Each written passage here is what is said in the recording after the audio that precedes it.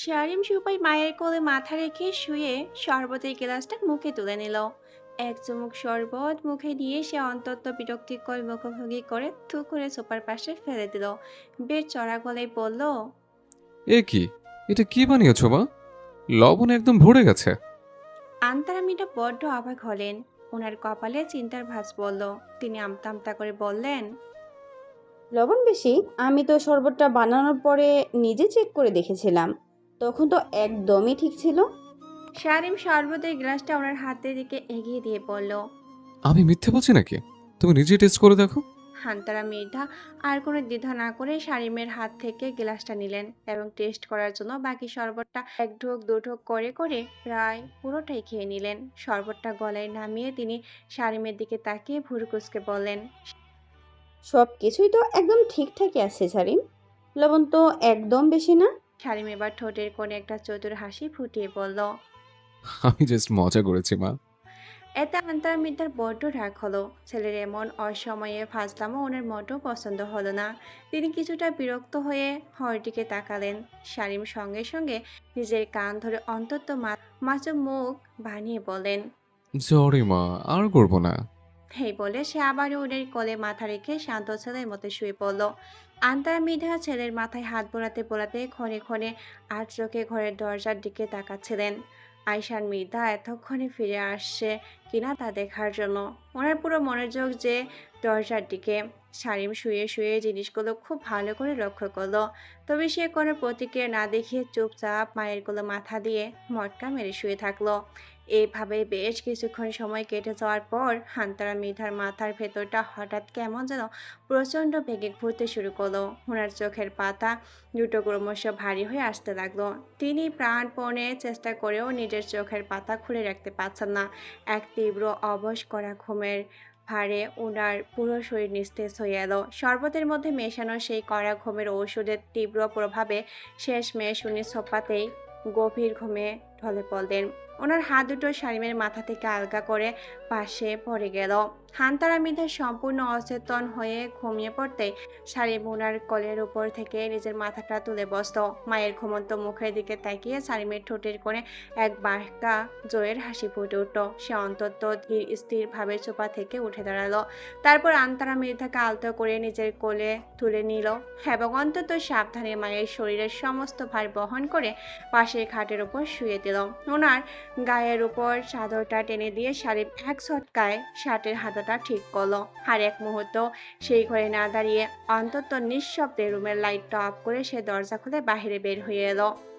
শারিম অলস পায়ে সিঁড়ি বেয়ে নিচে নামছিল। আজকে রাতের পুরো সমীকরণটা সে নিজের মতো করে সাজিয়ে এসেছে। হঠাৎ মাঝপথে ওর নজর গেল সিঁড়ির নিচের দিকে। দেখতে পেল ওরই সিঁড়ি ভেঙে উপরের দিকে উঠে আসছে। সম্ভবত তৃষ্ণা পেয়েছিল বলে নিচে জল খেতে গিয়েছিল। পরনে একটা হালকা রঙের ঢিলা ঢিলা শার্ট, চুলগুলো খোপা করা। শাড়িমণিকে দেখা মাত্রই ওর ঠোঁটের কোণে এক চিলতে দুষ্টু হাসির রেখা ফুটে উঠল। সে ধীর পায়ে নিজের গতি কমিয়ে গিয়ে ওরির পেছনে পেছনে হাঁটতে শুরু করলো। ওরি তখনও নিজের ভাবনায় এতটাই মগ্ন ছিল যে সিঁড়ির ওপরে শারিমের নিঃশব্দ উপস্থিতি সে বিন্দু মাত্র লক্ষ্য করেনি। সে আপন মনে উপরের দিকে উঠছিল।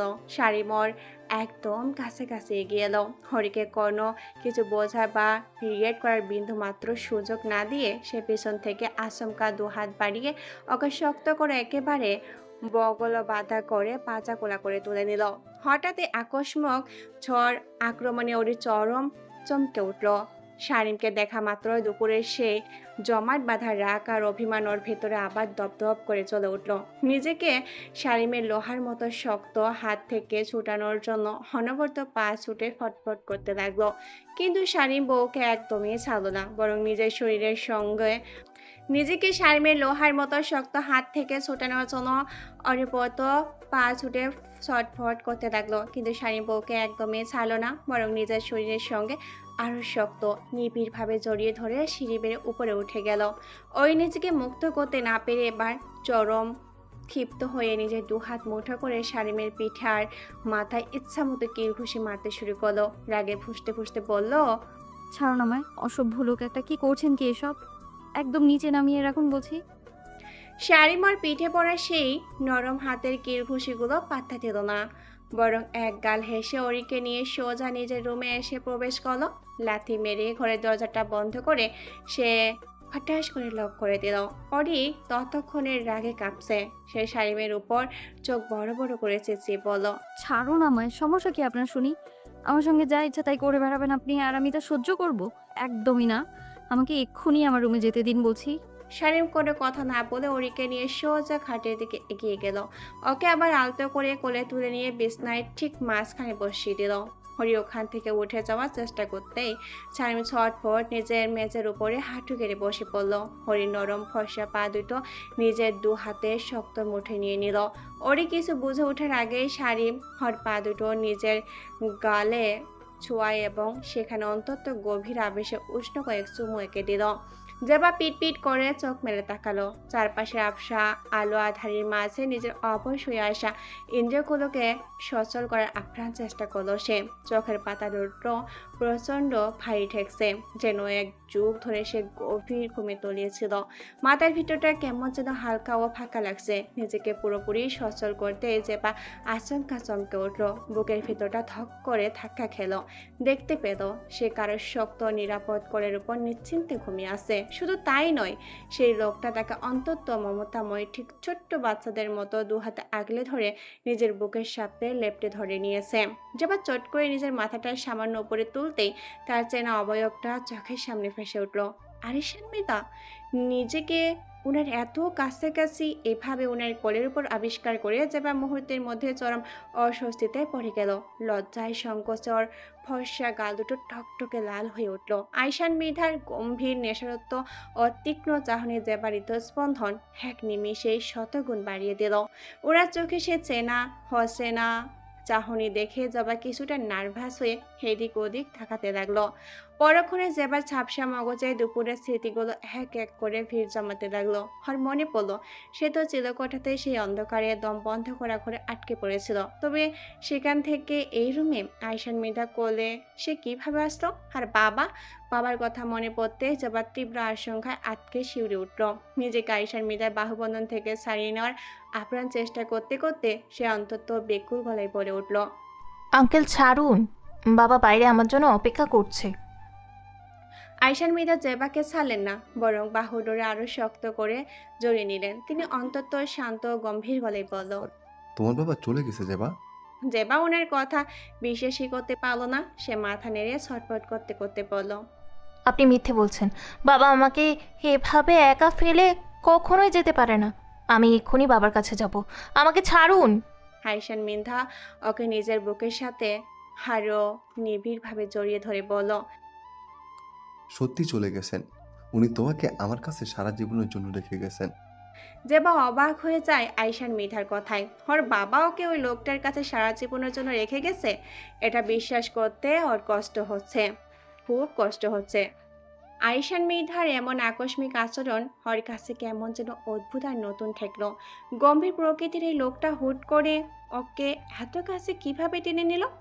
অবচেতন মন এক তীব্র ভালো লাগায় সুরসুরি জায়গার সাথে সাথে এক রাশ লজ্জা এসে জেবাকে আষ্টে পিষ্টে ভর করলো। আয়শার মিতা জেবার চিবুক ধরে মুখটা আলতো করে উচিয়ে ধরল। ওনার চোখে চোখ পড়তে তিনি সরাসরি জিজ্ঞাসা করলেন, আমার থেকে এভাবে পালাতে চাচ্ছিলে কেন? যা ভীষণ নার্ভাস হয়ে গেল। ওনার এত কাছাকাছি থাকায় ওর বুকটা দুরু দুরু করে কাঁপছিল। সে চোখ নামিয়ে আমতা আমতা করে বলল, আগে আন্তারা আন্টি ছিল না, উনি ছিলেন না বলেই তো আমি আপনার জীবনে এসেছিলাম। এখন উনি আবার নিজের সংসারে ফিরে এসেছেন, তাই এখানে আমার থাকা বড্ড বেমানান লাগে। তাছাড়া আপনি তো আমাকে নয়, ওনাকে ভালোবাসেন। আইশার মিতা কিছুক্ষণ গভীর নীরবতা পালন করলেন। জেবার চোখের ভিতরের লুকানো অভিমানটা যেন ওনার চেনা চেনা হয়ে গেছে। তিনি জেবার অষ্টধরের দিকে তাকিয়ে নিচু স্বরে বললেন, যদি বলি ওকে চিরে তরে ছেড়ে দেব শুধু তোমার জন্য? কথাটি শোনা মাত্র চরম বিস্ময়ে জেবার চোখ দুটো বড় বড় হয়ে গেল। আয়শান মৃধার মুখ থেকে এমন কথা সে স্বপ্নও আশা করেনি। জেবাকে আরো অবাক করে দিয়ে আয়শান মৃধা আচমকা ঝুঁকে ওর ফর্সা গালে টুপ করে একটা উষ্ণ চুমু এঁকে দিলেন। জেবা লজ্জায় লাল হয়ে উঠল। ওর কাছে এই মুহূর্তের সব কিছু এক সুন্দর অবাস্তব স্বপ্ন মনে হচ্ছিল। জেবা কোনো মতো ওনার বুক ঠেলে নিজেকে কিছুটা দূরে সরিয়ে অস্পষ্ট করে বলল, আপনি প্লিজ এমনটা করবেন না, এটা ঠিক নয়। কোনটা ঠিক নয়? আপনি আমার জন্য আন্তরা আন্টিকে ছাড়বেন না প্লিজ। যদি ছেড়ে দিই তাহলে কি করবে? জেবা অন্তত মায়াবী চোখে ওনার দিকে তাকিয়ে নরম গলায় বলল, আমি চাই না আমার জন্য আপনি, সারিম ভাইয়া, অরি কিংবা আন্তারা আন্টি সবার চোখে খারাপ হন। আমি কারো সংসার ভেঙে নিজের সুখ গড়তে চাই না। কিন্তু আমার চাই। অ্যাঁ? জেবা চমকে উঠল আয়শান মিঠার কথা শুনে। লোকটার আজ হঠাৎ কি হলো? এভাবে আবল তাবল কথা বলছে কেন? জেবা তো এখনো এসব স্বপ্নই ভেবে আসছে। আয়শান মিঠা জেবার মুখের দিকে তাকালেন। মেয়েটার মনের অবস্থা তিনি ভালোই বুঝতে পারলেন, তবে কোনো কথা আর বাড়ালেন না। তীর হাতে জেবার কামিজের ওড়নাটা ওর গলা থেকে সরাতে গেলেন। ওনার হাতের স্পর্শ পেতে জেবা আটকে উঠল। ওনাকে দু হাত দিয়ে শক্ত করে বাধা দিল। জেবার এই আকস্মিক বাধা পেয়ে আইশান মৃধা বিরক্তিতে ভুরু কুঁচকে নিল। জেবা ওনাকে দূরে ঠেলে দিচ্ছে, এটা ওনার ভালো লাগেনি। তীব্র গলায় জিজ্ঞাসা করলেন। সমস্যা কি জেবা? জেবা ওনার চোখের কঠোরতা দেখে ভয়ে কুঁকড়ে গেল। সে কাঁপা কাঁপা গলায় বলল, এসব ঠিক না আঙ্কেল, আন্তরা আন্টি শুনলে কষ্ট পাবে। আপনি এসব আমার মন রাখতে বাধ্য হয়ে করছেন, তা আমি জানি। এসব আমি কারো মন রক্ষাতে করছি না। আরিশান মৃদা কখনো কারোটা ভেবে দেখে না, শুধু নিজেরটা ভাবে। একদম চুপ থাকো, বাধা দেওয়ার দুঃসাহস দেখাবে না। জেবা বেচারি তখন একদম কান্না করার মতো অবস্থা। সে ওনার অতিমাত্র ঘনিষ্ঠতা এবং গলায় ওনার ওষ্ঠের স্পর্শ পেয়ে ভয় ও আড়ষ্টতায় শিউরে উঠে কেঁদে ফেলার ভঙ্গিতে বলল, আঙ্কেল, ছাড়ুন। কথাটা শোনা মাত্র আইশান মৃধা ঘাড় থেকে মুখ না তুলে অবাধ্যর মতো জেবার কমল গলায় ঠোঁট ছুড়ালেন। তপ্ত সেই গভীর পরশে জেবার চোখ দুটো আবেশ হয়ে বুঝে এলো। আইশান মৃধা ওনার নিচু গম্ভীর ও নেশাত্মক গলায় আর ফুল শুধরে দিয়ে বললেন, জাস্ট কল মি হানি, নয়তো চাপার দাঁত একটাও থাকবে না বলে দিলাম। জেবা ভয় পেয়ে গেল আইশান মৃধার হুমকিতে। কাঁপা কাঁপা ওষ্ঠে সে কোনোমতো উচ্চারণ করলো, হানি। হুম। ছাড়ুন প্লিজ, আমার অনেক পড়া বাকি, সামনে পরীক্ষা, আমাকে পড়তে হবে। আয়শার মৃধার কণ্ঠে তীব্র অধিকারবোধ টান। পড়া শব্দটা কান অব্দি পৌঁছাতে আয়শান মৃধা এতক্ষণের রোমান্টিক মুডটায় যেন মুহূর্তে এক বালতি ঠান্ডা জল ঢেলে দিল জেবা। খাট থেকে মুখ তুলে তিনি সোজা তাকালেন জেবার ঢাকর ঢাকর চোখের দিকে। ওনার শান্ত চোখের কোণে এবার বিরক্ত আর রাগের মিশ্রণ স্পষ্ট হয়ে গেল। মেয়েটা ওনার কাছে এত থেকেও ওনার চেয়ে পড়াশোনাকে বেশি গুরুত্বপূর্ণ মনে করছে। এই ব্যাপারটা যেন আলিশান মৃধা একদমই পছন্দ হলো না। চোখ দুটো সামান্য শুরু করে আইশান মৃধা অন্তত কঠিন ও ভারী গলায় বললেন, পড়তে হবে না আর। কেন? জেবা কিছুটা ফরকে গিয়ে ওনার রাগী চোখের দিকে তাকিয়ে কাঁদো কাঁদো গলায় প্রশ্ন করলো। আইশান মৃধা জেবার কোমরে নিজের হাত দুটোর বাঁধন আরো শক্ত করে ওকে নিজের শরীরের সাথে একদম মিশিয়ে টেনে নিলেন। রাগ ও তীব্র অধিকার বোধ মেশানো চড়া সরে বলল, আমি বলছি সেজন্য, আগে আমি, পরে তোমার পড়াশোনা। জেবা আয়শার মৃধা বলা কথাটা একদম পছন্দ হলো না। সে কেন লোকটার কথা মতো চলবে?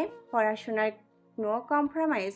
এখন এই বেচারি খুব করে মনে পড়ছে যে আবেগের বসে বিয়ে করার চক্করে পরে স্বামীকে যে কিছু স্পেশাল বেনিফিট দিতে হয় তা সে নিজের মানসিক চাপে বেমালুম ভুলে গিয়েছিল।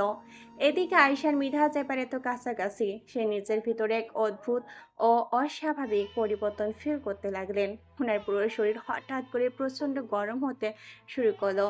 ঘরের এসি টেম্পারের একদম হাই করা, তা ওনার কপাল বেয়ে ঠপ টপ করে ঘাম ঝরছে।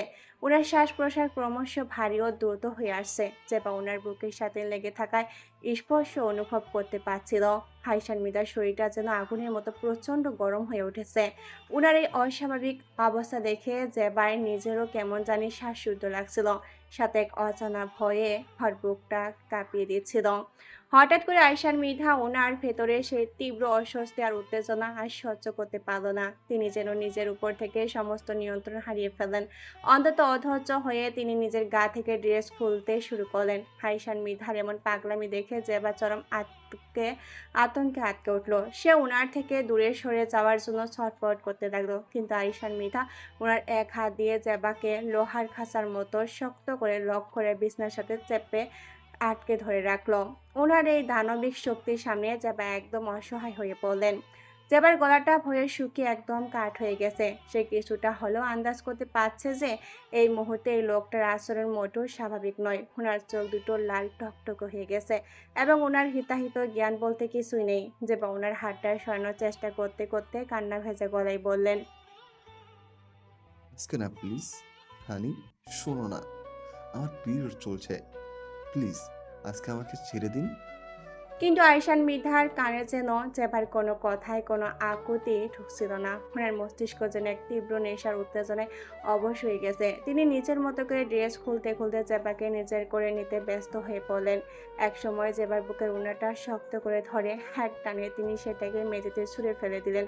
জেবা চরম লজ্জায় ও আতঙ্কে দুই হাত দিয়ে নিজের বুকটা আড়াল করে হাতকে দেওয়ার চেষ্টা করলো, কিন্তু আয়শান মৃধা ওনার সেই দানবীয় শক্তি দিয়ে জোর করে জেবার হাত দুটো দুদিকে সরিয়ে দিলেন। তিনি জেবার ঘাড়ে গলায় মুখ গুজে পাগলের মতো বুনো উল্লাসে আদর করতে শুরু করলেন।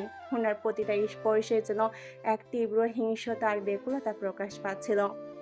জেবা আয়শান মৃধার এই চরম অনিয়ন্ত্রিত আচরণগুলো এবার আর মোটেও স্বাভাবিক ভালোবাসার বহিঃপ্রকাশ হিসেবে মেনে নিতে পারল না। সে বুঝতে পারছে আয়শান মৃধা নিশ্চয়ই কিছু একটা হয়েছে। সাইলেন্স স্টুডেন্ট হওয়াতে এবং ওনার এই অতিরিক্ত ঘাম, লাল চোখ আর অনিয়ন্ত্রিত আচরণ দেখে জেবার মনে কিছুটা খটকা লাগলো। আয়শান মৃধা হয়তো কোনোভাবে ড্রাগটে এফেক্ট হয়েছেন।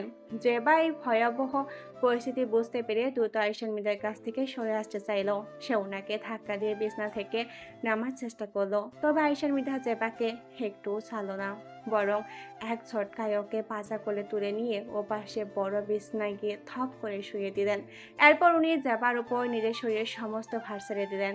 ওনার সেই ভারী শরীরের চাপে জবা যেন নিঃশ্বাস নিতে পারছিল না। আয়শান মৃধা অন্তত মরিয়া হয়ে জেবার কামিজের ভিতরে হাত ঢুকিয়ে কামিজটা ওর বুক পর্যন্ত হালকা করে ফেলে চরম উন্মাদের মতো আদর করতে লাগলেন। ওনার এই অনিয়ন্ত্রিত স্পর্শে জেবা এবার সত্যি বড্ড ভয় পেয়ে গেল। জেবা আয়শান মৃধাকে দু হাত দিয়ে অনবরত ঠেলতে ঠেলতে ওনাকে বাধা দিতে দিতে কান্না করতে লাগলো। ওর চোখের জলগুলো অনবরত গাল দিয়ে গড়িয়ে বালিশে মিশে যাচ্ছিল। জেবা ওনার বুকের উপর হাত চাপিয়ে আকুতি মিনতি করে বলতে লাগলো, হানি, প্লিজ ছেড়ে দিন আমাকে। আপনি এমন করবেন না, আমি বড্ড কষ্ট পাচ্ছি। প্লিজ আমাকে ছেড়ে দিন। জেবা খুব ভালো করে জানে এই সময় লোকটাকে কেবল কথার মাধ্যমে ওনার ভেতরে সুপ্ত বিবেককে জাগ্রত করে হুঁশে আনতে হবে। আয়শান মৃধার কোনো হুঁশ নেই এখন। উনি ওনার নিজের আদিম খেলার মতো যে বারবার আর ওনাকে সরানোর চেষ্টা করে না। প্রচণ্ড কান্নাকাটি করতে করতে ওনার নাম ধরে ডাকতে লাগলো এবং ওনাকে বারবার শান্ত হতে বলল। আয়শান মৃধা যখন ওনার সেই তীব্র পাগলামির চরমে শিখরে ছিলেন, ঠিক তখনই ওনার অবশ হয়ে আসা মস্তিষ্কের তীব্র অন্ধকারের মাঝে যেবার সেই করুণ কান্নার সুর ভেসে আসলো। কান্নার শব্দগুলো যে ওনার অবশ মস্তিষ্কে এক তীব্র চাবুক মারলো। ভেতরের পুরুষটা যেন মুহূর্তের জন্যই থমকে গেল। যেবা ওনাকে এভাবে একটু শান্ত হতে দেখে ওনার রাগ ও উত্তেজনা প্রমোষিত করার জন্য নিজের কান্না ভেজা হাত দুটো বাড়িয়ে আয়শান মৃধার ঘামে ভেজা মাথা ও চুলে অন্তত মমতায় হাত বুলিয়ে দিতে লাগলো এবং আদুরে গলায় ফিস ফিস করে বলতে লাগলো, শান্ত হন আপনি, আমি তো আপনার কাছেই আছি। শান্ত হন প্লিজ। যেবার নরম হাতের স্পর্শ আদুরে গলায় বলা কথাগুলো যেন জাদুর মতো কাজ করলো। আয়শান মৃধার ভেতরে সেই তীব্র বুনো উত্তেজনা আর ড্রাগসের ড্রাইভটা আস্তে আস্তে মিছিয়ে আসতে লাগলো। শরীরটা আলগা হয়ে এলো তার। আস্তে আস্তে কেমন যেন একদম শান্ত ও নিস্তেজ হয়ে গেলেন উনি।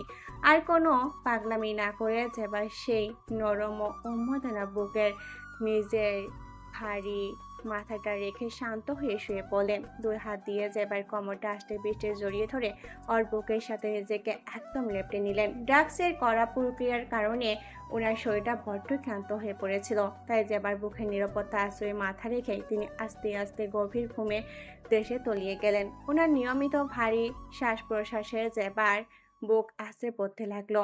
জেবা ওনাকে ওভাবে শান্ত হয়ে ঘুমিয়ে পড়তে দেখে নিজের ক্লান্ত ও কাঁপতে থাকা শরীরে এক বিশাল স্বস্তি দীর্ঘশ্বাস পেল। হয় নিজের শরীরটাও আজ এক মানসিক ও শারীরিক ঝড়ে বড্ড পরিপ্রান্ত। সে আরিশান মৃধা ঘুমান্ত শান্ত মুখশ্রীর দিকে এক রাশ মায়া ও ভালোবাসা নিয়ে তাকালো। লোকটার প্রতি ওর মনে কোনো রাগ বা ক্ষোভ রইল না, বরং এক গভীর ভালোবাসা ওর মনটা ভরে উঠল। জেবা ওনার কপালে অন্তত যত্নে 2টা গভীর চুমু এঁকে দিল। তারপর ওনাকে নিজ বাহুবন্ধনে জড়িয়ে নিয়ে চোখ দুটো বুজে আস্তে আস্তে নিজেও গভীর ঘুমের দেশে তলিয়ে গেল। শারীম 2 হাত দিয়ে ওরির পা দুটো নিজের গালের সঙ্গে শক্ত করে চেপে ধরে ওভাবেই বসে আছে। শারীম এমন আকস্মিক অদ্ভুত আচরণে ওরি একদম বাকরুদ্ধ হয়ে গেল। শারীমের এই রূপ, চোখের গভীর আকুলতা ওর কাছে কেমন যেন বড় অদ্ভুত ঠেকলো। শারীম এবার ওরির আরেকটু নিকটে এগিয়ে এলো। ওর পা দুটো অন্তত যত্নে নিজের কোলের উপর রাখলো। তারপর ওরির হাত দুটো নিজের শক্ত হাতের মুঠোয় করে নিল। শান্ত ও গভীর নেশাচ্ছন্ন সরে জিজ্ঞাসা করলো, কি হয়েছে তোমার চন্দ্রিমা? দুপুর থেকে এভাবে মেঘলা মুখ করে আছো, মুখের উপর দরজা বন্ধ করে দিচ্ছ, এর আসল কারণটা কি? ওই নিজের ভিতরে দুর্বলতাকে আড়াল করার জন্য মুখটা অন্যদিকে ঘুরিয়ে নিয়ে হবজ্ঞ সুরে বলল, আমার আবার কি হবে? আমার কিছুই হয়নি। আপনি আগে আমার হাত ছাড়ুন। শারীমোর হাতের মুঠো আরো কিছুটা শক্ত করে শান্ত গলায় বলল, কিছু যদি নাই হয়ে থাকে তবে বারবার দূরে সরিয়ে দেওয়ার জন্য এত ছটফট কেন করছো চন্দ্রিমা? আমাকে এভাবে নিজের থেকে দূরে সরিয়ে কেন রাখছো?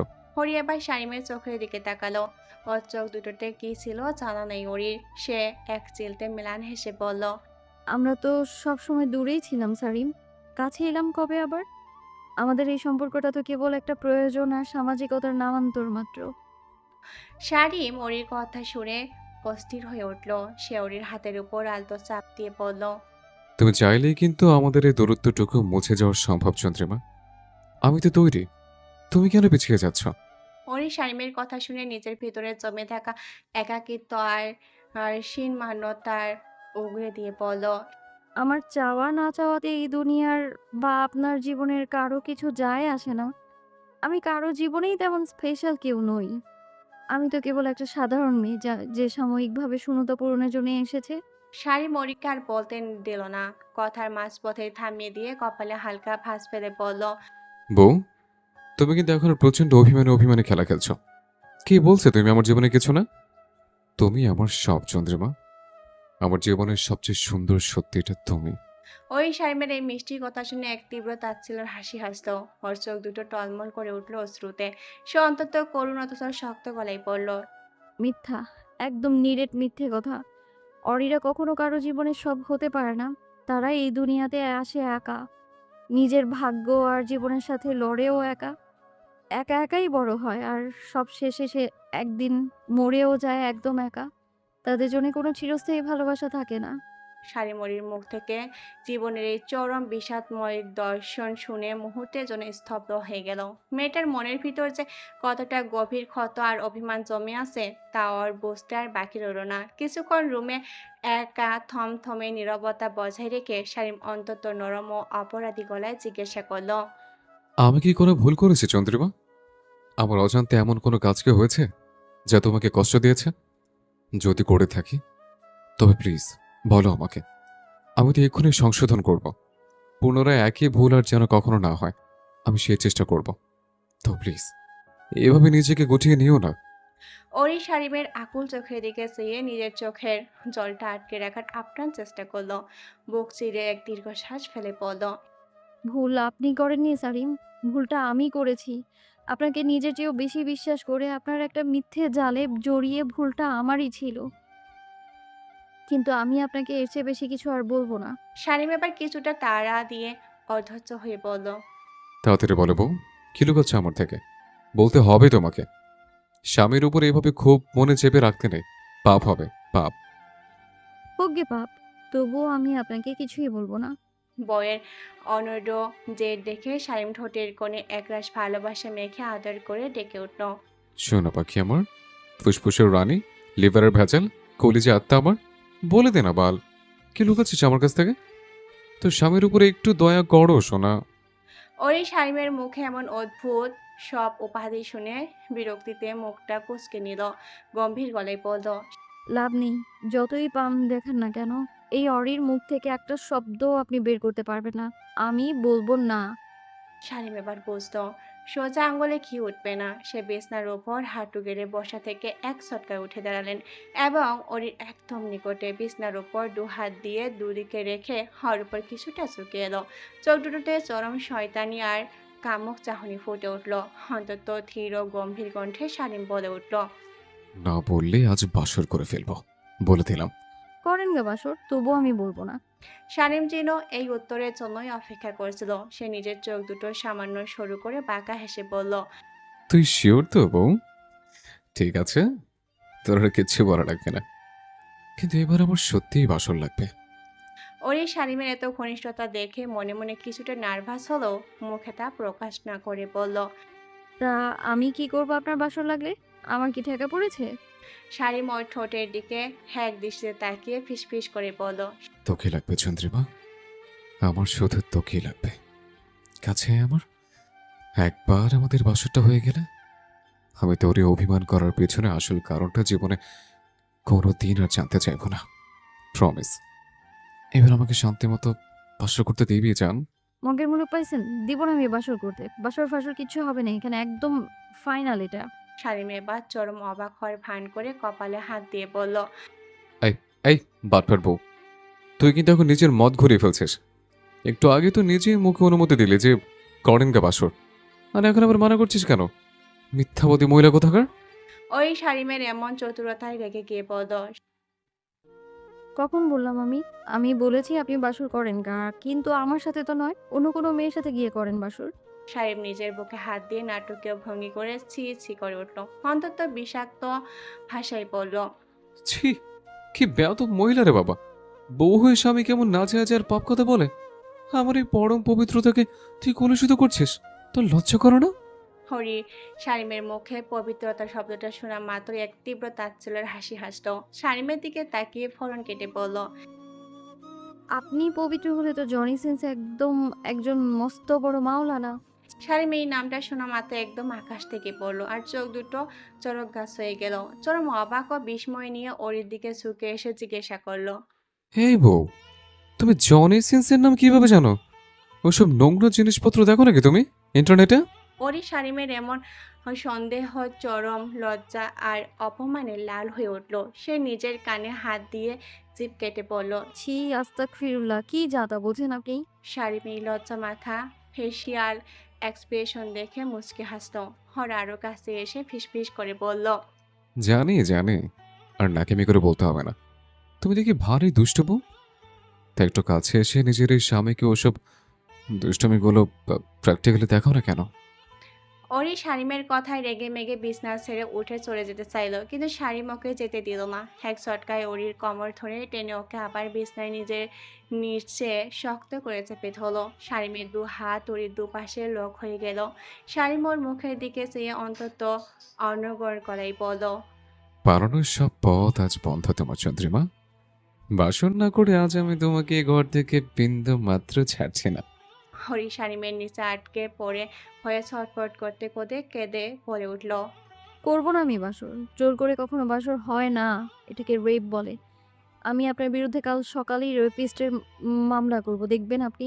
শারীম বউয়ের মুখ থেকে রেপির শব্দটা শোনা মাত্রই তার পুরো মুখশ্রী থমথম হয়ে গেল। সে চরম হতাশায় মাথা নেড়ে বলল, জাহান্নামী, একদম খাটে জাহান্নামী তুই।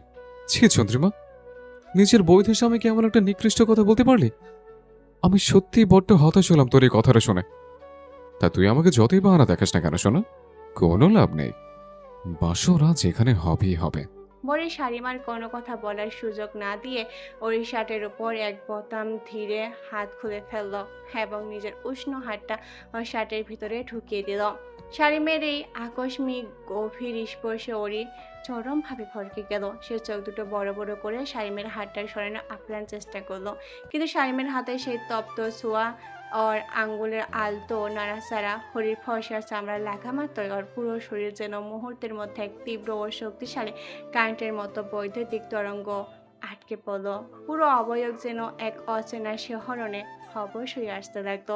শাড়িমার কোনো কথা শোনার বা বোঝার অবস্থায় ছিল না। হরির শার্টের ভেতরে নিজের উষ্ণ হাত গলিয়ে দেওয়ার পাশাপাশি সে ধীর পায়ে ঝুঁকে এসে ওই নরম গলায় নিজের মুখ গুজে দিল। শাড়িমের ঠোঁটের সেই গভীর স্পর্শ ওরির গলায় চামড়ায় লাগা মাত্রই ওর পুরো শরীর যেন এক চরম শিহরণে কেঁপে উঠল। ওই দু হাত দিয়ে শাড়িমের চওড়া কাটা ধাক্কা দিয়ে দূরে সরানোর আপ্রাণ চেষ্টা করলো, কিন্তু শাড়িমের এই পাহাড় সম শরীরের সামনে ওর সমস্ত চেষ্টা মুহূর্তেই বৃথা হয়ে গেল। শাড়িম ক্রমাগত উন্মত্ত আদরের গভীর পরশের কাছে শেষমেশ ওরি হাল ছেড়ে দিল। সে নিজের চোখ দুটো শক্ত করে বুঝে বিছনার চাদরটা মুঠো করে ধরে পড়ে রইল। এভাবে বেশ কিছুক্ষণ পার হয়ে যাওয়ার পর যখন শাড়িম ওরির ঘাট থেকে নিজের মুখ তুলছিল না, তখনই ওরির ভেতরে সেই ধাক্কার রেশটা কেটে গিয়ে আবার চরম বিরক্তি আর রাগ লাগতে শুরু করলো। ওরি শাড়িমের পিঠে হাত দিয়ে ধাক্কা দিয়ে বেশ চড়া গলায় বলল, সারিম, এবার উঠুন, অনেক হয়েছে আর না। আমার অনেক পড়া বাকি, আমি এখন পড়তে যাব। ছাড়ুন আমায়। কিন্তু শারিম তবু কোনো উত্তর দিল না। শারিম নিজের স্থান থেকে বিন্দুমাত্র নড়ল না। শারিমের এমন নিথর ও নীরব ভাব দেখে ওরি একটু চুপ হয়ে গেল। হর মনের ভিতর কেমন যেন একটা খটকা লাগলো। সে কয়েক সেকেন্ড অপেক্ষা করে আবার শারিমের নাম ধরে একটু নরম স্বরে ডাকলো। সারিম, শুনছেন?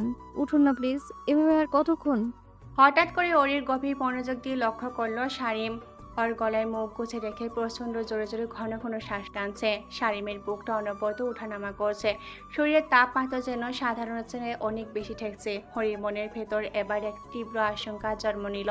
সে আর এক মুহূর্তে সময় নষ্ট না করে নিজের দুই হাত দিয়ে শারিমের মাথাটা জোর করে উপরের দিকে তুলল। শারিমের মুখটা নিজের চোখের সামনে আনতেই ওরির চরম আতঙ্কে উঠল। সে দেখতে পেল শারিমের পুরো মুখায়ব ঘামে একদম ভিজে একাকার হয়ে গেছে। কপাল বেয়ে টপ টপ করে ঘাম ঝরছে। চোখ দুটো রক্ত জবার মতো লাল টকটকে হয়ে আছে। শারিম অনবরত মুখ দিয়ে জোরে জোরে কষ্টে সৃষ্টে শ্বাস নিচ্ছে, যেন তার ফুসফুসে অক্সিজেনের বড্ড ঘাটতি পড়েছে। শারিমের এই ভয়াবহ অস্বাভাবিক অবস্থা দেখে ওরির মনে সমস্ত রাগ অভিমান এক নিমিষে কোপরের মতো উঠে গেল। হর বুকটা শারিমের জন্য অজানা আশঙ্কায় আর তীব্র চিন্তায় থক করে উঠল। ওরি নিজের এক হাত দিয়ে শারিমকে নিজের বুকের সাথে শক্ত করে জড়িয়ে ধরে বিছনার এক পাশ হয়ে শুয়ে পড়ল। শরীরের সাথে লেপটে আগলে রেখে নিজের অন্য হাত দিয়ে শারিমের মুখে ও কপালের সেই বিন্দু বিন্দু ঘামটুকু আলতো করে মুছে দিল। তারপর ও চুল ও মাথায় হাত বোলাতে বোলাতে অন্তত বেকুল হয়ে চিন্তিত গলায় জিজ্ঞাসা করলো, সারিম, আপনার কি হয়েছে বলুন? শরীরটা এমন কেন লাগছে? খুব কি বেশি কষ্ট হচ্ছে আপনার? শারিম ওরির কোনো প্রশ্ন উত্তর দেওয়ার মতো মানসিক বা শারীরিক অবস্থাতেই ছিল না। হর রক্তবর্ণ চোখ দুটোর সামনে তখন এক তীব্র মায়াজালের কুয়াশা খেলা করছিল। শারিম কোনো কথা বলে না। নেশাতুর অবসত ভঙ্গিতে নিজের হাতটা বাড়িয়ে ওরির পুরো মুখে আলতো করে হাত বোলাতে লাগলো। সেই কাঁপতে থাকা হাতের স্পর্শে এক তীব্র হাকুতি প্রকাশ পাচ্ছিল। ওরি এক হাত বাড়িয়ে শারিমের সেই ঘামে ভেজা হাতটা শক্ত করে নিজের মুঠোয় ধরে ফেলল।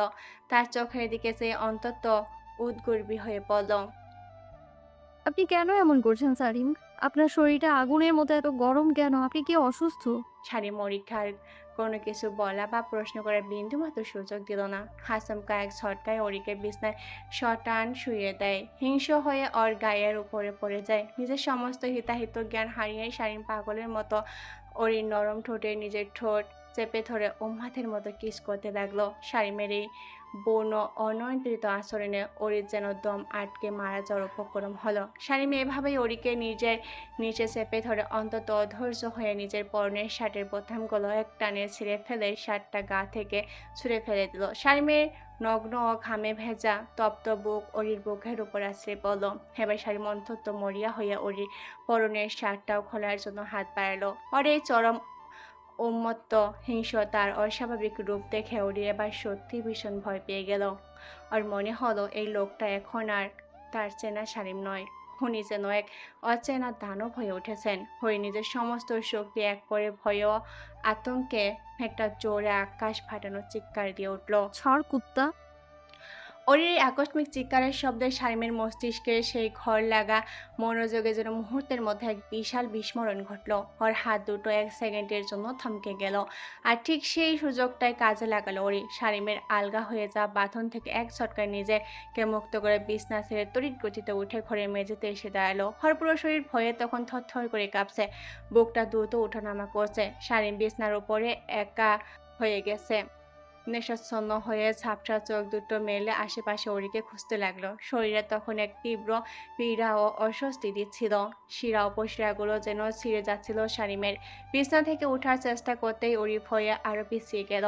সেই রুমের চারিদিকে তাকিয়ে নিজেকে বাঁচানোর জন্য কোনো নিরাপদ জায়গা খুঁজছিল। হঠাৎ কোনো কিছু না ভেবেই সে ডাইরেক্ট ভয় পেয়ে শারীমের ঘরের বিশাল কাঠের কাবাটের সামনে থাকা চেয়ারটার উপরে চট করে উঠে দাঁড়ালো। তারপর সেখান থেকে লাফিয়ে লাফিয়ে কাবাটের একদম উপরে ফাঁকা জায়গাটায় উঠে গুটিসুটি মেরে বসে পড়ল। শারীম বিছনা থেকে নেমে অন্তত টালমাটাল পায়ে ঘরের চারপাশটা খাটতে লাগলো। স্বাগতম আপনাকে ভালোবাসার ডায়েরি চ্যানেলে, যেখানে প্রতিটা গল্পে লুকিয়ে থাকে ভালোবাসা, অনুভূতি আর না বলে কিছু আবেগ। কখনো হাসি, কখনো কষ্ট, আবার কখনো এমন কিছু অনুভূতি যা হয়তো আপনার জীবনকেও ছুঁয়ে যাবে। তাই নিত্য নতুন ভালোবাসার গল্প শুনতে চাইলে এখনই সাবস্ক্রাইব করে আমাদের পরিবারের অংশ হয়ে যান। শাহরিম টলমাটল পায়ে পুরো রুমটা ওরিকে খুঁজতে লাগলো। পর্দার আড়াল হতে সব জায়গায় অস্থির হয়ে দেখেও যখন বউটার ছায়াটুকু পেল না, তখন ওর শরীরের ভিতরটা সেই অসহ্য গরমটা আর সহ্য হলো না। মাথা তা ঝিম ধরে আসছে, নিঃশ্বাস ভারী। শাড়িমার এক মুহূর্তও দাঁড়ালো না, দাঁতে দাঁত চেপে ওয়াশরুমের দিকে চলে গেল। দরজাটা সশব্দে বন্ধ করে শাওয়ারটা ফুল স্পিডে ছেড়ে দিল। ঠান্ডা পানির ধারা মাথার উপরে আছড়ে পড়তে শারীমের দু হাতে দেয়ালটা খামচে ধরল। চোখ বন্ধ করে শ্বাস টানলো। নিজের সাথে নিজেই যুদ্ধ করছে লোকটা। এই মুহূর্তে একটু স্থির হওয়া খুবই দরকার। ওইদিকে কাবাটের উপরে গুটিসুটি মেরে বসে থাকা ওরি নিচ থেকে পানির শব্দ শুনেই বুঝত শারীম ওয়াশরুমে গেছে। এই সুযোগটাই ওর জন্য যান বাঁচানো। এক সেকেন্ডও দেরি না করে ওরি কাবার থেকে নামলো। পা দুটো তখনও থরথর করে কাঁপছে, বুকের ভিতরে ধুকপুক করছে হাজারটা ড্রাম। দরজার লকটা আলতো করে খুলে একবার পিছনে ফিরে তাকালো। ওয়াশরুমের ভিতর থেকে শুধু পানির শব্দই আসছে। ওরে নিঃশব্দে বিড়ালের মতো পা টিপে টিপে রুম থেকে বের হয়ে গেল। করিডোর ফাঁকা, তিনতলার দিকে দৌড় দিল সে, যেন পিছনে কোনো দানব ধাওয়া করেছে। নিজের রুমে ঢুকতেই ধরাম করে দরজাটা বন্ধ করে দিল ওরি, সাথে লক। পিঠটা দরজার সাথে ঠেকিয়ে চোখ বন্ধ করে ফেলল। বুকের ভেতরটা এত জোরে ওঠানামা করছে যে মনে হচ্ছে এক্ষুনি দম বন্ধ হয়ে যাবে। আল্লাহ বাঁচালো। অস্পষ্টে বলেই ধপ করে মেঝেতে বসে পড়ল ওরি। দুই হাঁটুর মাঝে মুখ গুজে লম্বা করে শ্বাস নিল। আজকের মতো ওই লোকটার হাত থেকে বেঁচেছে, এটাই অনেক। ঘড়ির কাঁটা তখন রাত 2টো ছুঁই ছুঁই। আকাশ ভাঙা বৃষ্টি নেমেছে, যা সেন্ট্রাল জেলের কংক্রিটের দেওয়ালে আশ্রে পড়ছে অনবরত।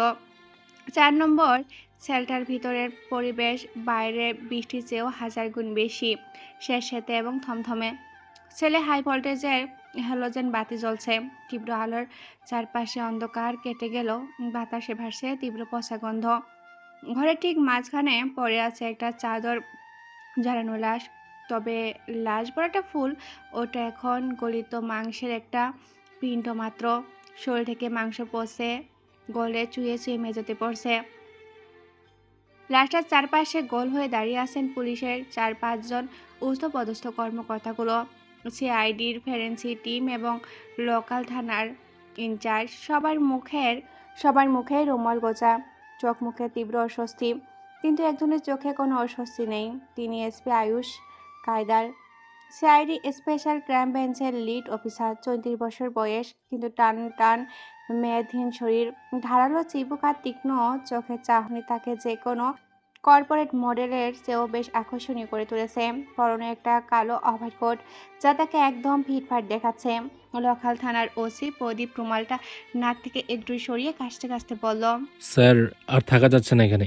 গন্ধটা ফুসফুস অব্দি পৌঁছে যাচ্ছে। জেলের ভেতরে এত নিরাপত্তা, সিসিটিভি ক্যামেরা, 24 ঘন্টার পাহারা থাকা সত্ত্বেও এই লোকটাকে কে এভাবে মেরে রেখে গেল? লাশটার এই অবস্থাই বা কি করে হলো? কিছুই মাথায় ঢুকছে না। ফরেনসিক টিমের প্রধান ডক্টর সেনার লাশের পাশে হাঁটু গেড়ে বসে ম্যাগনিফাইল গ্লাসটা পকেটে পড়লেন। গ্লাভস পরা হাত দুটো তুলে নিয়ে আয়ুষের দিকে তাকিয়ে বলল, আয়ুষ, এখানে দাঁড়িয়ে আর নতুন কিছু বের করা সম্ভব নয়। মৃত্যুর ধরনটা অত্যন্ত অস্বাভাবিক। কোনো সাধারণ বিষ বা রাসায়নিক নয়। মনে হচ্ছে শরীরের ভেতরের কোষগুলো কোনো অজানা ব্যাকটেরিয়া বা ভাইরাসের কারণে কয়েক ঘন্টার মধ্যেই এভাবে গলে গেছে। এটাকে এখনই আমাদের মেইন ফরেনসিক ল্যাবে পাঠাতে হবে। বডি প্রিজার্ভ না করলে সকালে শুধু কঙ্কালটাই পড়ে থাকবে। আয়ুষ পকেটে হাত দিয়ে দাঁড়িয়েছিল। সে এক দৃষ্টিতে লাশটার দিকে তাকিয়ে ঠান্ডা গলায় বলল, এটাকে এখনই ল্যাবে পাঠানোর ব্যবস্থা করুন।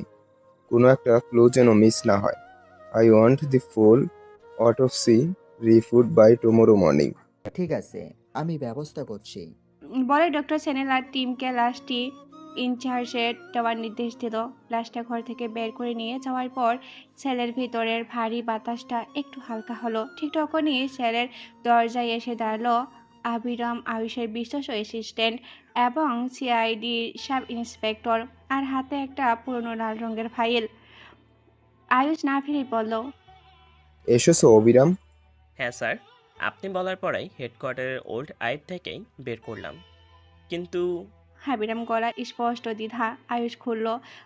কিন্তু কি বলো? আবিরাম ফাইলটা আয়ুষের দিকে বাড়িয়ে দিয়ে বলল, এই লোকটার ফাইল ঘাঁটতে গিয়ে যা দেখলাম, এই মৃত কয়েদি আর কেউ নয়। সে ছিল 14 বছর আগের কুখ্যাত অর্গান ট্রাফিকিং কেসের অন্যতম প্রধান সন্দেহজনক। অর্গান ট্রাফিকিং শব্দটা উচ্চারণ হতেই ঘরের কোণে দাঁড়িয়ে থাকা অন্য পুলিশ অফিসাররা চমকে উঠলেন। One of the most dark and mysterious cases of the state. Ice ফাইলের পাতাগুলো উল্টাতে উল্টাতে বলল, এই কেসের মূল মাথা কে ছিল? ফাইলের সার সংক্ষিপ্তটা আমাকে মুখে বলো। আবিরাম একটা দীর্ঘশ্বাস ফেলে বলতে শুরু করলেন, 14 বছর আগে শহরের বুকে একটা আন্ডারগ্রাউন্ড অবৈধ মানব অঙ্গ পাচারের চক্র গড়ে উঠেছিল, যার কোড নাম ছিল অর্গান ট্রান্সফারিং কিং।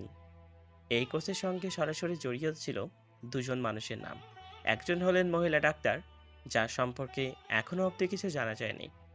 আর এই যে গলিত লাশটা আজ যার জেলের ভেতরে পেলাম, এই লাশটা দ্বিতীয় জনের কুখ্যাত সার্জন ডাক্তার জুইফানের। আয়ুষের চোখ দুটো সামান্য কুঁচকে গেল। তার মানে এই মৃত্যু দেহটা ডাক্তার জুইফানের? আবিরাম ফাইলের একটা পাতায় আঙুল রেখে বলল, রেকর্ড অনুযায়ী এই জুইফাইন ছিল এই চক্রের মেন সার্জন, যে অত্যন্ত নিখুঁতভাবে অবৈধ উপায়ে অঙ্গ প্রতিস্থাপন করত। জুইফাইনের পেছনে আরেকজনের আসল মাস্টারমাইন্ড ছিল, যাকে আজ পর্যন্ত কোনো পুলিশ বা সিআইডি খুঁজে পায়নি। সে পদ্মার আড়াল থেকে গেছে। তবে একটা অদ্ভুত তথ্য ফাইলে শোনা গিয়েছিল। 14 বছর আগে শিলে মহিলা ডাক্তার যখন পুলিশের জালে ধরা পড়ল, মুখে তখন এক রহস্যময় অগ্নিকাণ্ডে সে তার নিজের ল্যাবটিতে পুড়ে মারা গেছে। এরপর? আবিরং এবার আয়ুষের আরো কাছে এগিয়ে এলো, তার গলা চেপে এলো ভয়ে। স্যার, আমি আপনাকে একটা অনুরোধ করতে চাই। এই কেসটা নিয়ে আপনি আর ঘাটাঘাটি করবেন না, প্লিজ স্যার। আয়ুষ ভুরু কুঁচকে তাকালো। কেন? আয়ুষ কায়দার কোনো কেস না সলভ করে পিছনে ফেরে না, এটা তুমি জানো? জানি স্যার, আপনি সিআইডির সেরা অফিসার। আপনি এসব আন্তর্জাতিক ক্রিমিনালদের খাঁচায় পড়েছেন, যা অন্য কেউ ভাবতেও পারে না। কিন্তু সেই কেসটা আলাদা। এটা একটা অভিশপ্ত কেস। পাশে দাঁড়িয়ে থাকা প্রদীপ বাবু এবার মুখ খুলেন। স্যার, অবিরাম ঠিকই বলছে। এই কেসটা যেই ছুঁয়েছে সেই শেষ হয়ে গেছে। আয়ুষ ফাইলটা বন্ধ করে একটা টেবিলের উপর রাখলো। ডিটেলসে বলো। আমি অলৌকিকতায় বিশ্বাস করি না, অপরাধীর বুদ্ধিতে বিশ্বাস করি। আবিরাম বলল, 14 বছর আগে এই কেসটির প্রথম দায়িত্ব ছিলেন ইন্সপেক্টর দিলরাজ সাহা, অত্যন্ত সৎ এবং সাহসী অফিসার। তিনি যেই জুইফানের এই চক্রের খোঁজ পেলেন তার ঠিক 3 দিনের মাথায় ওনার গাড়ির ভেতরে ওনার লাশ পাওয়া যায়।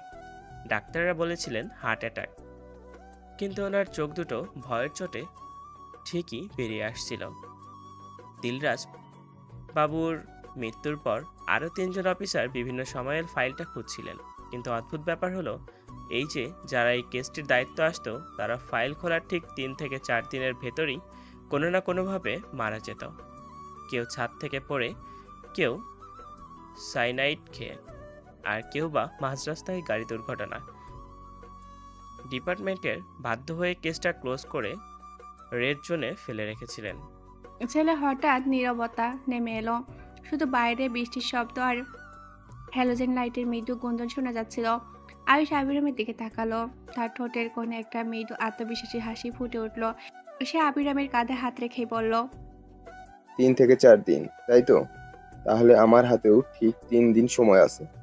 অবিরাম, যারা মারা গেছে তারা অপরাধীর চালুটা বুঝতে পারেনি। দাবার বুডের উল্টো দিকে বসলে কিন্তু চালটা নিজেকেই দেয়। ভয় পেও না। কাল সকাল 9টায় আমার কেবিনে এই কেসের প্রতিটা ভিকটিম আর সাসপেক্টের ডিটেলস চাই। বলে আয়ুষ সেল থেকে বেরিয়ে দীর্ঘ করিডোর দিয়ে হাঁটতে লাগলো। তার বুকের শব্দ ফাঁকা দেওয়ালে প্রতিধ্বনিত হচ্ছিল। আকাশ ভাঙা বৃষ্টি তখনও কমেনি, বরং তার বেগ আরো বাড়ছে। উইন্ডো স্ক্রিনের উপর ওয়াইপার দুটো তীব্র গতিতে আছড়ে পড়েছে। স্টারিংয়ে হাত রেখে আয়ুষের চোখের সামনে কেবল ফাটছিল 4 নাম্বার সেলের সেই গলিত লাশের বিভৎস আর আবিরামের বলা 14 বছর আগে সেই অভিশপ্ত ইতিহাসের কথা। কিন্তু আয়ুষের মস্তিষ্ক ভয়ে কোনো স্থান নেই। সেখানে কেবল ঘুরপাক খাচ্ছে দাবার কাবাডে অপরাধীকে টেক্কা দেওয়ার নিখুঁত চাল।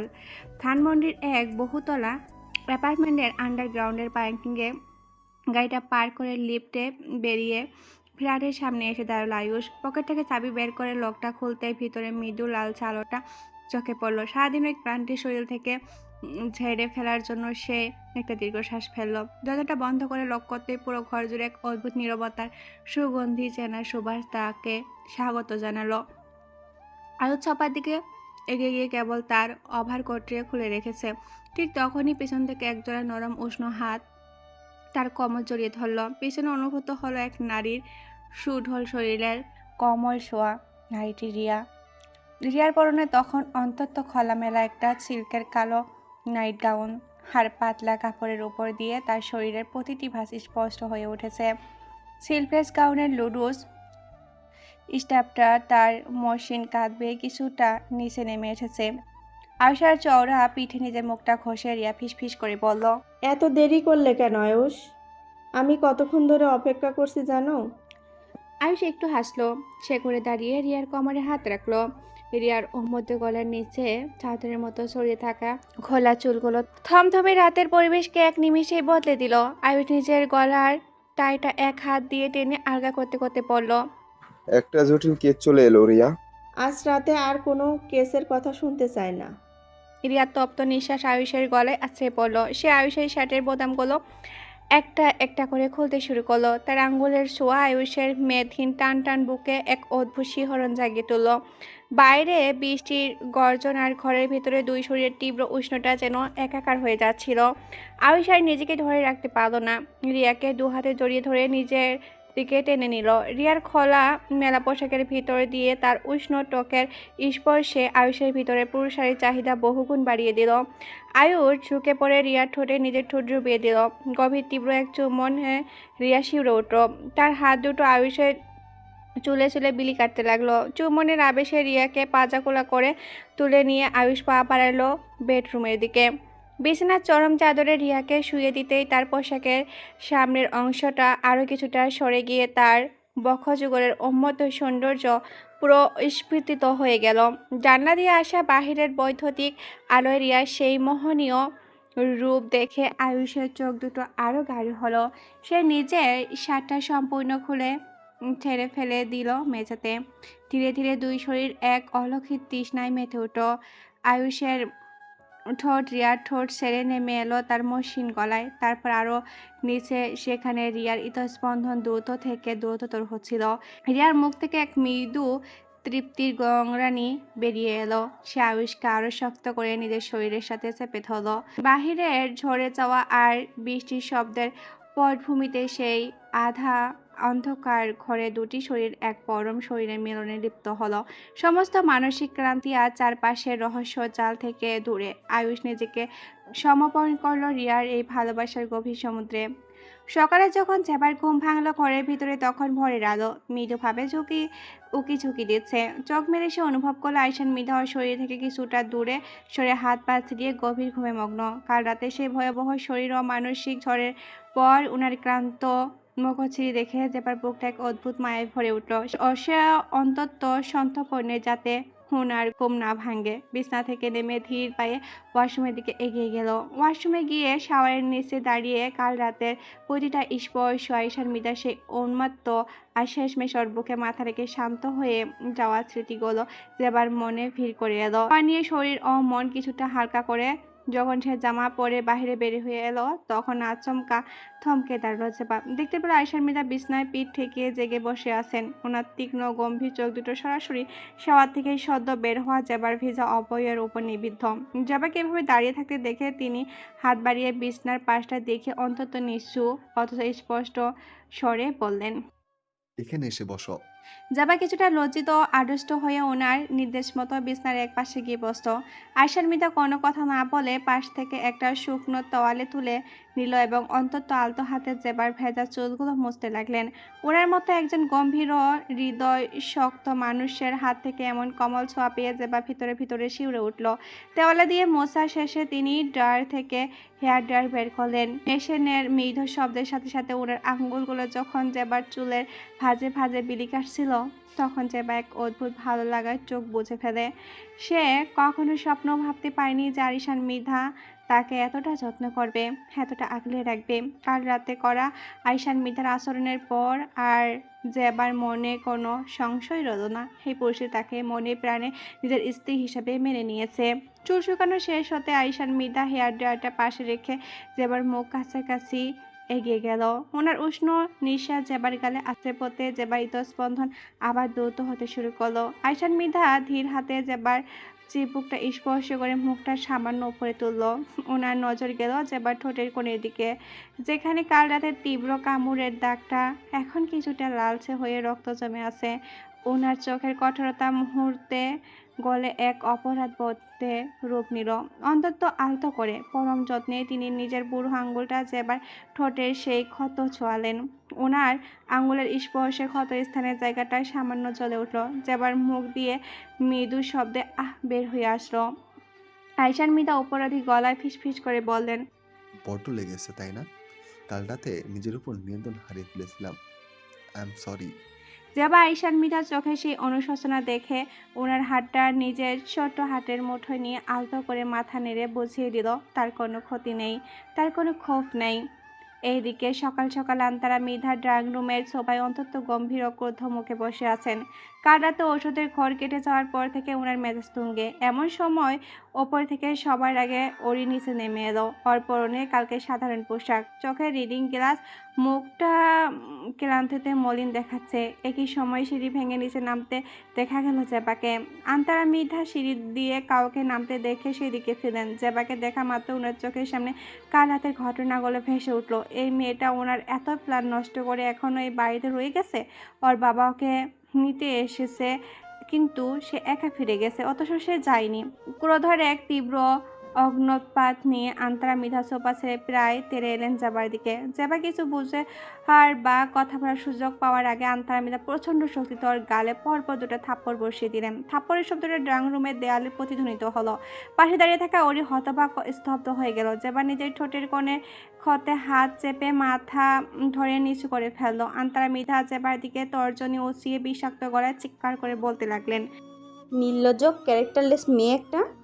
তোর বাবা তোকে ত্যায্য করে ঘাট ধাক্কা দিয়ে বের করে দিতে বলে গেছে, তাও তোর লজ্জা হয় না এই বাড়িতে পড়ে থাকতে?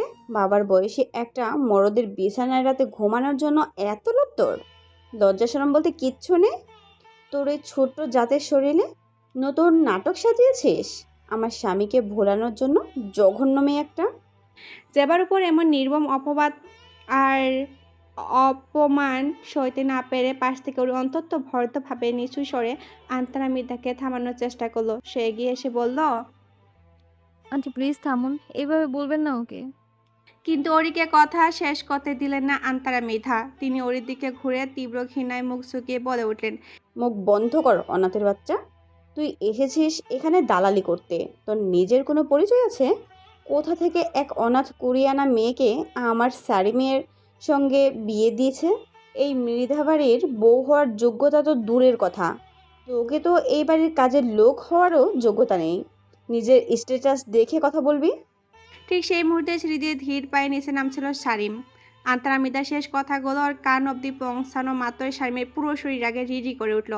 অপরদিকে আন্তরা মৃধার মুখে অনাথের বাচ্চা শব্দটা শোনা মাত্র ওর ভেতর থেকে একদম চুপ হয়ে গেল। চোখের রিডিং গ্লাসের ওপর থেকে কয়েক ফোঁটা তপ্ত অশ্রু গড়িয়ে নিচে পড়লো। সে একদম পাথর হয়ে দাঁড়িয়ে রইল। সারিম এক মুহূর্ত নষ্ট না করে দ্রুত সিঁড়ি বেয়ে নিচে নেমে এলো এবং স্টান ওরিকে নিজের চওড়া বুকের মাঝে টেনে নিল। এক হাত দিয়ে ওরিকে শক্ত করে জড়িয়ে ধরে আন্তরা মৃধার দিকে চরম ক্ষুব্ধ হিংস্র খুনি দৃষ্টিতে তাকালো সারিম। নিজের জন্মদাত্রী মায়ের দিকে ছিলেন এমন ভয়ঙ্কর চাহনি দেখে আন্তরা মৃধার ভিতরে কেঁপে উঠলেন। ওনার গলার স্বর মুহূর্তে স্তব্ধ হয়ে গেল। ঠিক তখনই করিডোর কাঁপিয়ে ভারী পায়ের শব্দে নিচে নেমে এলেন আরিশান মৃধা। ড্রয়িং রুমের থমথমে পরিবেশ দেখে ওনার ভোরু কুঁচকে গেল। প্রথমেই চোখ গেল জেপার দিকে। গালে থাপড়ের লাল দাগ নিয়ে মাথা নিচু করে ফুপিয়ে কাচ্ছে। ওনার দেওয়া কাল রাতের কামড়ের দাগটা থেকে আবার সামান্য রক্ত গড়িয়ে পড়ছে। আরিশান মৃধার ভেতরের পুরুষটা যেন মুহূর্তে হিংস্র দানবের রূপ নিল। তিনি দ্রুত পায়ে জেপার দিকে এগিয়ে গেলেন এবং ওর মুখ উঁচিয়ে ধরে অন্তত ক্ষুদ্র ও গম্ভীর গলায় জিজ্ঞাসা করলেন, কি হয়েছে জেবা? কি করেছে এটা? জেবার চোখ বন্ধ করে মাথা নাড়ালো। ভয়ে কোনো কথা বললো না। কিন্তু আরিশান মৃধা বুঝতে বাকি রইল না কাজটা কার। তিনি এক ছটকায় ঘুরে দাঁড়ালেন এবং আন্তরা মৃধার সামনে এসে দাঁড়ালেন। আন্তরা মৃধা কিছু বলার জন্য মুখ খোলার আগে আরিশান মৃধা ওনার ডান হাতটা বাতাসে তুলে এক কষে থাপ্পড় লাগালেন আন্তরা মৃধার গালে। থাপ্পড়ের তীব্র শব্দে ড্রয়িং রুমের উপস্থিত ওরি জেবা দুজনেই তীব্রভাবে কেঁপে উঠল। তবে সারিমের এভাবে তেমন কোনো হেলদোল দেখা গেল না। আন্তরা মৃধা ছিটকে সোফার ওপর ঘি পড়লেন। ওনার ঠোঁটের কোণ ফেটে রক্ত বেরিয়ে এলো। তিনি গালে হাত দিয়ে চরম বিস্ময় আর অপমানে আরিশান মৃধার দিকে তাকিয়ে চিৎকার করে উঠলেন, আরিশান, তুমি নিজের স্ত্রীকে একটা বাচ্চা মেয়ের জন্য গায়ে হাত তুললে? তোমার এত বড় সাহস কিভাবে হয়? আরিশান মৃধার চোখ দুটো রাগে লাল হয়ে আছে। তিনি ওনার গম্ভীর বজ্রকণ্ঠে গর্জে উঠলেন, বললেন, মুখ সামলে কথা বলো আন্তারা, একদম মুখ সামলে। তুমি কার গায়ে হাত তুলেছো জানো? জেবা এই বাড়ির কোনো বাইরের মেয়ে নয়, ও আমার বিবাহিত স্ত্রী, এই আরিশান মৃধার অর্ধাঙ্গিনীও। আর তুমি তুমি তো কেবল আমার অতীতের একটা ভুল, যাকে আমি বর্তমানে দয়া করে এই বাড়িতে থাকতে দিয়েছি শুধুমাত্র আমার ছেলের মা হিসাবে। আমি যেন আর একবারও না দেখি তুমি নিজের লিমিট ক্রস করেছ। আমার স্ত্রীকে হাত তোলার দুঃসাহস আর কখনো যেন না হয়। আন্তরা মৃধা রাগে ও অপমানে সোফা থেকে উঠে দাঁড়িয়ে বলেন, স্ত্রী? ও তোমার স্ত্রী? একটা বাচ্চার বয়সে মেয়েকে বিয়ে করে তুমি নিজেকে সমাজপতি ভাবছো আরিশান? আমি তোমার প্রথম স্ত্রী, সামিনের মা। এই সংসারে আমার রাজত্ব, আমার অধিকার সবার আগে। আরিশান মৃধা এক চিলতে তাচ্ছিল্যের হাসি হেসে অন্তত শীতল গলায় বললেন, অধিকার? যে নারী নিজের সুখের সংসার ফেলে বছরের পর বছর পরপুরুষের খোঁজে বাইরে ঘুরে বেড়ায়, তার মুখে অধিকারের কথা মানায় না তারা। আজ থেকে মৃধা বাড়িতে তোমার কোনো স্থান নেই। যদি সম্মান বাঁচাতে চাও তবে চুপচাপ পড়ে থাকো। আর যদি দ্বিতীয়বার যেবার দিকে চোখ তুলে তাকিয়েছ, তবে এই বাড়ি থেকে ঘাড় ধাক্কা দিয়ে তোমাকে বের করে দিতে আমি এক সেকেন্ডও ভাববো না। It's my last warning. Sarim এতক্ষণ যাবৎ বাবার মায়ের এই কায়দা ঝগড়া আর চেঁচামেচি দেখে মনে মনে চরম বিরক্ত জন্ম নিল। ওরি ওর বুকে মাথা রেখে তখনও নিঃশব্দে কাছে। সারিমার এক মুহূর্তে এই বিষাক্ত পরিবেশে থাকা প্রয়োজন মনে করলো না। কাউকে কিছু না বলে ওনাদের ঝগড়ার মাঝে সারিম এক ছটকায় ওরিকে নিজের পাজা কলা করে তুলে নিল। ওরি চমকে উঠে সারিমের গলা জড়িয়ে ধরল। সারিম অন্তত শক্ত দ্রুত পায়ে ড্রয়িং রুমে পেরিয়ে সদর দরজার দিকে বাইরে বের হয়ে গেল। বাইরে পার করে রাখা নিজের গাড়ির সামনে এসে সারিম এক হাত দিয়ে লক খুলে হরিকে অন্তত সাবধানে ফ্রন্ট প্যাসেঞ্জার সিটে বসিয়ে দিল। তারপর নিজে দ্রুত ঘুরে এসে ড্রাইভিং সিটে বসলো। গাড়ি স্টার্ট দেওয়ার পর শারীম ওরির দিকে তাকালো। ওরি তখনও মাথা নিচু করে চশমাটা হাতে নিয়ে চোখ মুছে। ওর সেই মলিন মুখটা দেখে শারীমের বুকটা চওড়া দিয়ে উঠল। সে গাড়িটা মেন রোডে তুলে এক হাত দিয়ে স্টারিং ধরে অন্য হাত দিয়ে বাড়িয়ে ওরিকে টেনে ডাইরেক্ট ড্রাইভিং সিটে নিজের কোলের উপর বসিয়ে নিল। ওরি আচমকা শারীমের কোলের উপর এসে পড়ে কিছুটা অপ্রস্তুত হয়ে মৃদু স্বরে বলল, কি করেছেন সারিম? গাড়ি চালাচ্ছেন তো, অ্যাক্সিডেন্ট হবে। আমায় ওপাশে বসতে দিন। শারীম এক হাত দিয়ে ওরির কোমরটা শক্ত করে নিজের বুকের সাথে লেপ্টে ধরে গম্ভীর অথচ অন্তত আদর মাখা স্বরে বলে, চুপচাপ একদম সোজা হয়ে বসে থাক চন্দ্রিমা। কোনো অ্যাক্সিডেন্ট হবে না। তোর স্বামী বড্ড ভালো ড্রাইভার। আর এই কুৎসিত কথাগুলো মাথা থেকে একদম বের করে দে। ওরি শারীমের বুকে মাথা ঠেকিয়ে অস্পষ্ট গলায় বলে, আপনার মা তো ভুল কিছু বলেনি সারিম। আমার তো সত্যিই কোনো পরিচয় নেই। আমি তো এক অনাথ। শারীম গাড়িটা রাস্তার একপাশে ব্রেক চেপে থামিয়ে দিল।